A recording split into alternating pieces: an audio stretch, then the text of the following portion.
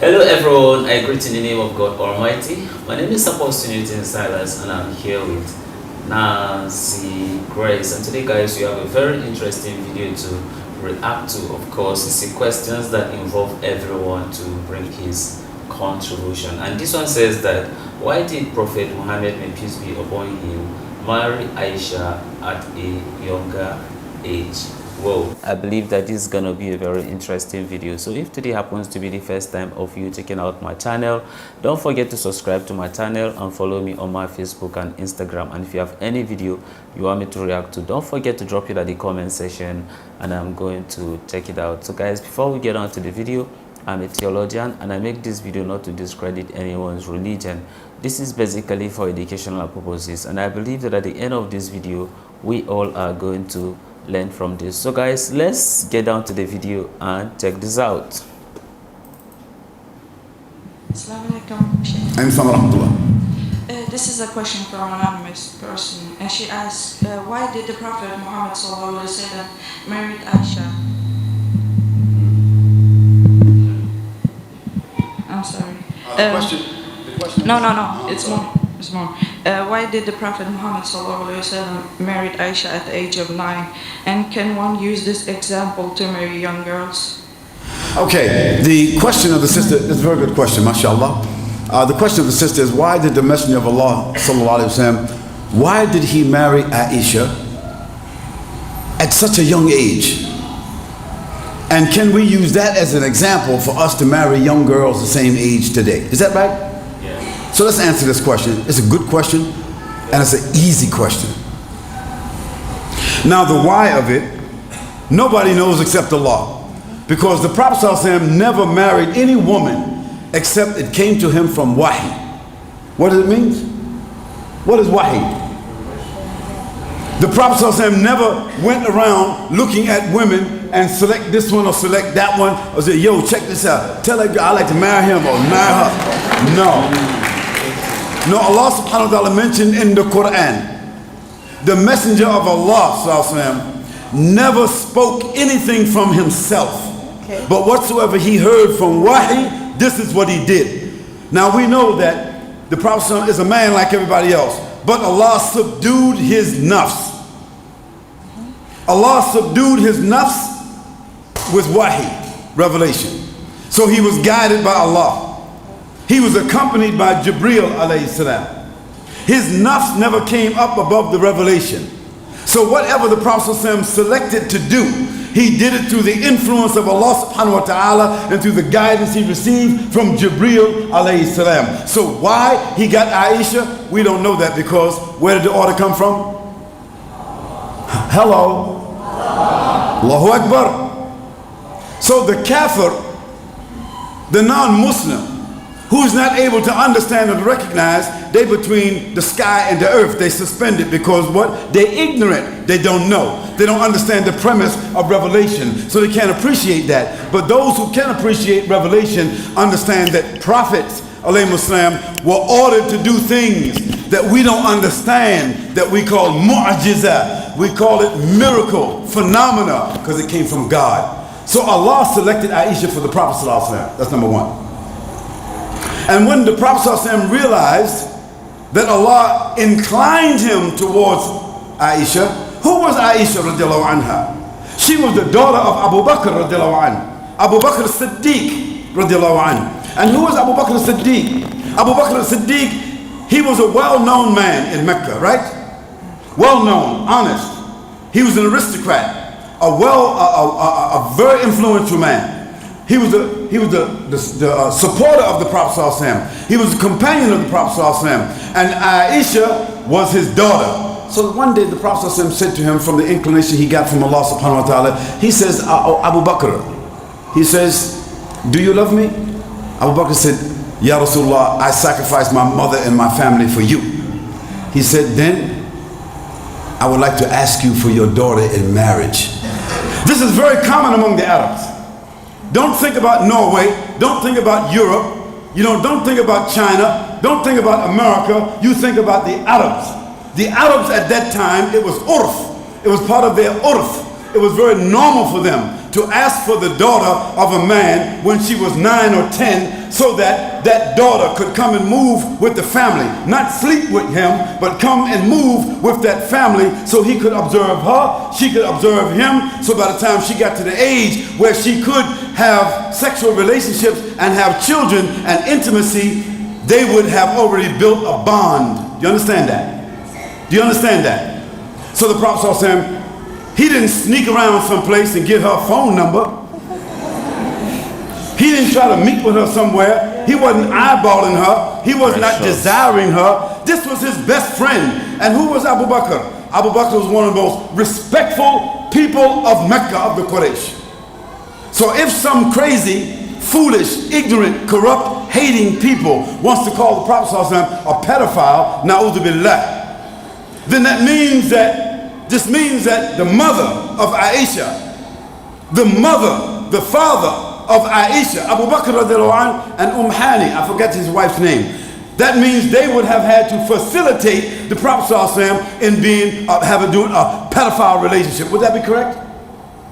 Could two respectful parents, could they have been guilty of something like that? Could Allah subhanahu wa ta'ala have inspired the Prophet ﷺ, but somehow or another he fell out of inspiration and he did something like that? No, that could not be the answer. The answer had to be something different. So the Prophet ﷺ said to Abu Bakr, "Oh Abu Bakr, why don't you give me your daughter in marriage?"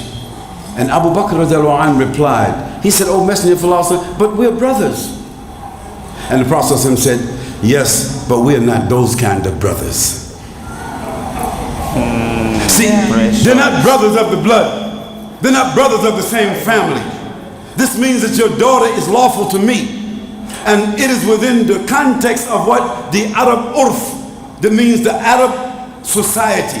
What is well known to them, what is legal, what is decent, what is dignified, what is halal, what is clean. So the Prophet ﷺ could not have been asking to do something that was abnormal. It had to be something that was normal. Now let us look at the fruit that came from the tree so we can understand it. Who was Aisha radiallahu anha?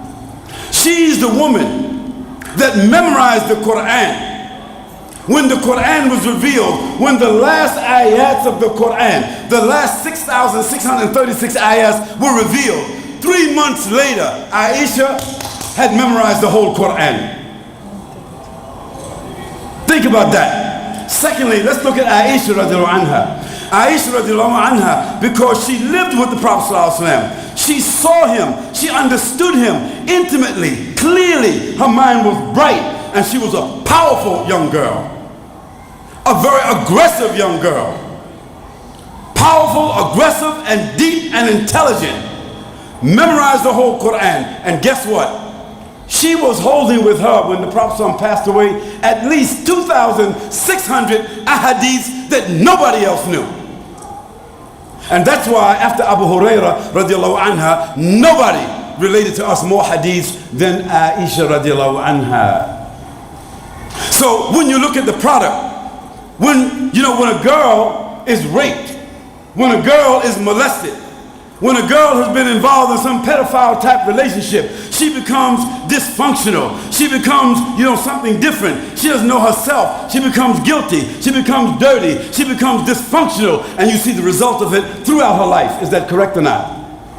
No, not our mother Aisha radiallahu anha. She was the teacher of 72 of the companions of the Prophet ﷺ and the tabi'een and the atba' tabi'een. She was their teacher, our mother.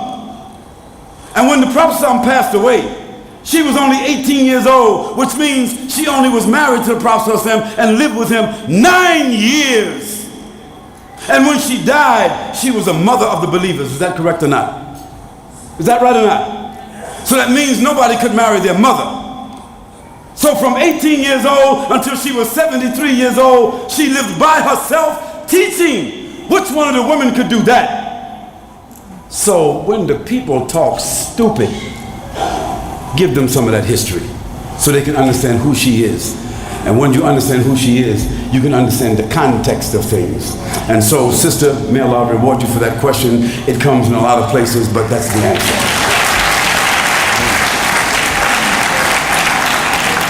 And we say at the end, Allahu A'lam. Say that. And that's for what we don't know. Very interesting. So what do you have to say, Ernestine, concerning this video? Guys, very, very interesting. You can see I'm happy, I'm learning through this. I've learned that what he says today. So my own opinion towards this is that the man being guided, he still burst out to what he want. So he know what he want and who will be the breast, as in who will be the mother of who can fit in what God have called him. And I think he was praying towards that, and God guided him. So my opinion towards this too, he was focused, looking for intelligent, a powerful, someone who can do what he wants. So as he was praying, and God will still guide you to find it out. So he was not confused by having different women, like taking their number and having a lot of people. He would have been confused, but he was humble to pray to his maker to guide him. Well, I think for me, like, what I understand about this video is that he didn't actually marry Aisha at the age of 9, but he asked her hand in marriage at the age of 9.